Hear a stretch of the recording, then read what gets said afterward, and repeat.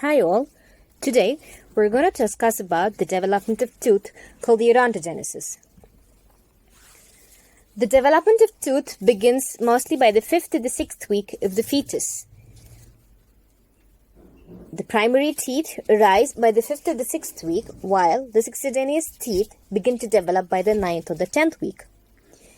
During the 5th week, the oral cavity is lined by the ectoderm, and the primary teeth arise from the invaginations of the epithelium, which is derived from the ectoderm.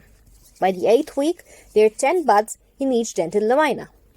The tooth buds of the succedaneous teeth form before the enamel and the dentin of the primary tooth.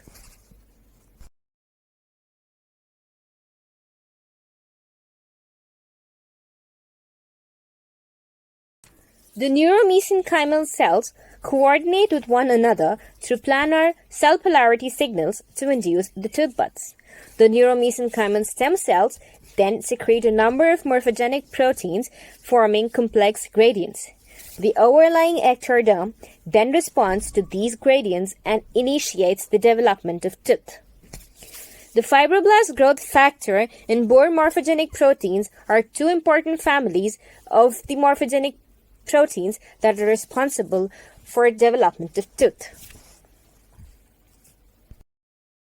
The development of tooth presents three stages. The first, called the bud stage, cap stage, followed by the last stage called the bell stage. At around 6 weeks, when the tooth bud begins to appear, there are 10 tooth buds seen in each arch. Additionally, there is proliferation of the neuromesenchymal cells, which makes the tooth bud look denser. By the 10th week, the ectoderm continues to proliferate and it bumps into a cluster of neuromesenchymal stem cells below, which is called the dental papilla. The dental papilla forces the ectoderm to grow around the tooth, which then resembles a cap, and so this stage is called the cap stage. The epithelial cells near the dental papilla are called the enamel organ. The dental lamina has got two layers called the outer neuromesenchymal cells and the inner neuromesenchymal cells. The inner neuromesenchymal cells of the dental papilla form the dentin and the pulp, while the outer neuromesenchymal cells called the dental sac or the dental follicle form the cementum, perineal, and alveolar bone. The enamel organ, the dental papilla, and the dental follicle are together called the tooth germ. The cap stage then transforms into the bell stage by the 11th of the 12th week, where the proliferation of the ectoderm and the neuromesenchymal cells continues. As the epithelial cap enlarges and now it looks like a bell, it's called the bell stage.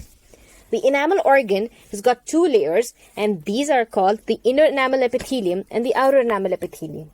The inner enamel epithelium differentiates into meloblasts, which produce the enamel, while the outer enamel epithelium is responsible for the tooth eruption and formation of junctional epithelium, binding the gap between the oral mucosa and the tooth surface.